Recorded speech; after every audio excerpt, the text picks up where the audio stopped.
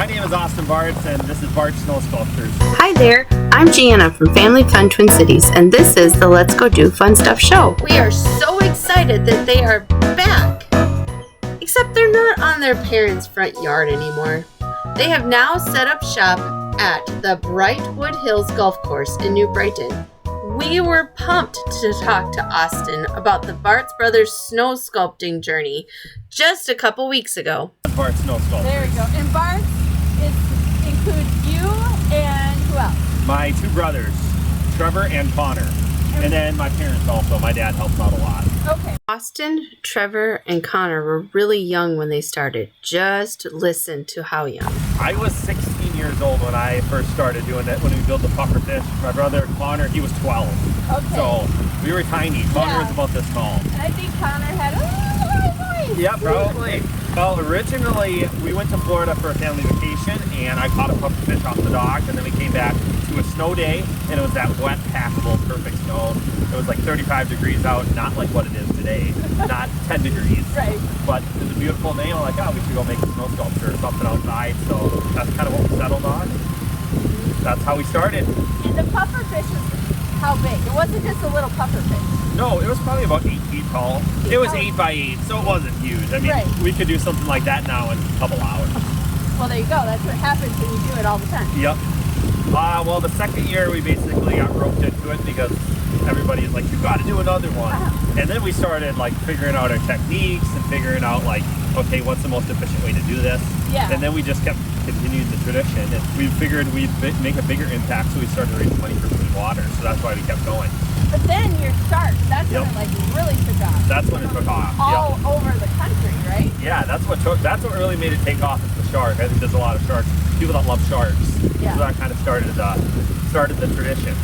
And then from there you had an octopus, and you had a lobster, a snail, what else did we have?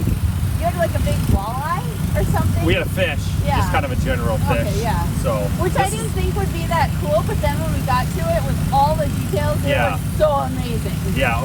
Oh, the scales took a lot of work. I'm sure. A lot of work. I'm sure. How do you decide? Well, okay, so you took a couple breaks. There was COVID in there. Yep. You guys were like starting businesses or going on. Yeah, we were busy. Connor both my brothers bought houses. So that's a lot of work and a lot of repairs to do to them. So they both bought houses, and then my brother got married, and we just figured it was a good time to take a break. Yeah. So now they're back at Brightwood Hills Golf Course in New Brighton. Yeah, basically we want to do sea life, so we stick to sea life, and we want to do it something that we can put like a creative twist on it, and something that's not too scary for the kids. The shark was great, but it's like a lot of kids were scared of that, so it's kind of like we like to try to make a little bit more of fun. Yeah. A little bit more of fun sculpture now. Like with the octopus, you had places to crawl around. Exactly. Yeah. Tell us what made you move it from your parents' yard. It was getting to be a lot to manage. Traffic. There wasn't enough parking. Yeah. It was fine the last year we did it, but we realized attendance doubles every year. So could we handle double the attendance of what we had the last year we did it? Probably not. Every year, the Bartz brothers raise money for clean water somewhere in the world where it's needed. We are working with World Vision this year. World Vision. So you've probably heard of them? Yeah. Yep.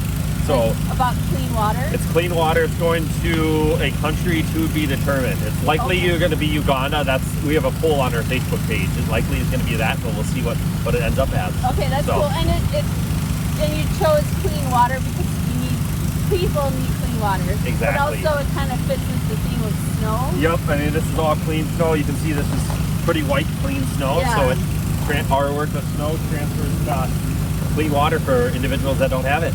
How did Brave the BRRR get started? Whose idea was it? Maybe Jennifer with Parks and Rec, but I think it was me. It was Jennifer, me, and then Angela, who's in charge of the marketing side. Okay. Us three kind of came together and pulled our different aspects together. Like there's going to be a gnome hunt out here. Right. There's a kids adventure course one day. There's a market. There's food trucks on the weekends, Friday and the weekends. So it's a lot of different things. I know this is still the beginning of this year, but what are you looking forward to in the future? Boy, what am I looking forward to in the future? Well, hopefully we can streamline things. This year it's taken like 10 times as long as we wanted to. Like just getting all this snow here and like all the new setup. It's like, okay, we need to get people from the parking lot, which they have to enter over here to here. Okay, Right. we can't have a dark path. Okay, we got to buy 600 feet of string lights. and then string them. And then string them and put poles in the ground when the ground is frozen. So it's just like all those things where it's like, okay, hopefully next year we can streamline it and it's more efficient. Thank you, Austin, for chatting with us about this year's exciting snow sculpture and Brave the BRRR. We can't wait to check it out. Family Fun Twin Cities provides a weekend family fun guide that divides into regions of the metro. We also have a highly curated calendar of the family fun you can find on any specific day. We have all the links available in the show notes if you are listening to the podcast, or in the description box if you are watching on YouTube. And now it's time to highlight our weekend top 3.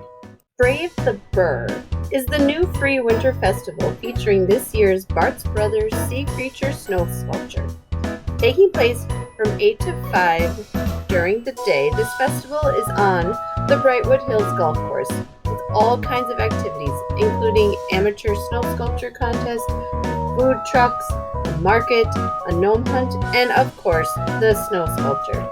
Make sure you dress for the weather, including footwear that works for packed snow trails. Also this weekend, the Winter Carnival kicks off.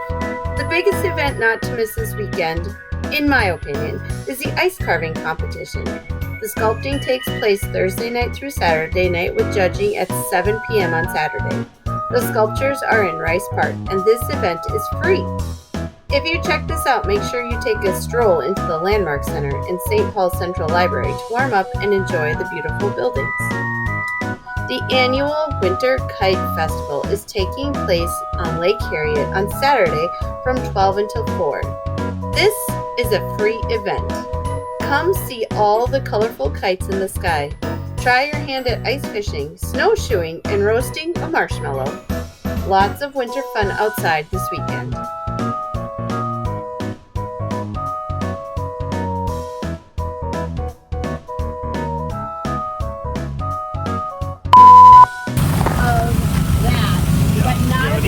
Do you have any ideas?